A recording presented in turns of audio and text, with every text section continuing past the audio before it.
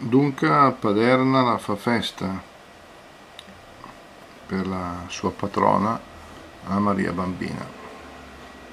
La parrocchia di Paderno, dedicata a Santa Maria Nascente, appunto, ha festeggiato la festa patronale. Questa è la chiesa con gli ornamenti, gli stendardi delle contrade che si sono affrontati nel palio. Prima c'è stata la celebrazione eucaristica molto frequentata con il parroco che cambia destinazione, Don Paolo, perché è supposto arrivare a Londino, con i sacerdoti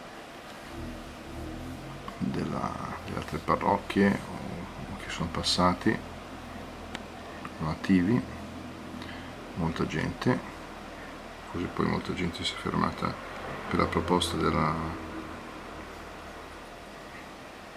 pranzo in strada, il risotto con altro anche peraltro, e questi sono i tavoli apprestati per mangiare prima della pappa, e questo invece è un tratto della pappa in atto,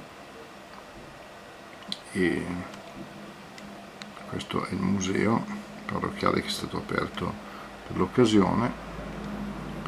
Dopo aver pregato, dopo aver mangiato, si è giocato, ecco qua il tiro alla fune, sotto la sorveglianza della Croce Rossa italiana e anche sotto la protezione della Madonna, vicino alla quale sono state collocate le foto dei bambini battezzati nell'ultimo anno.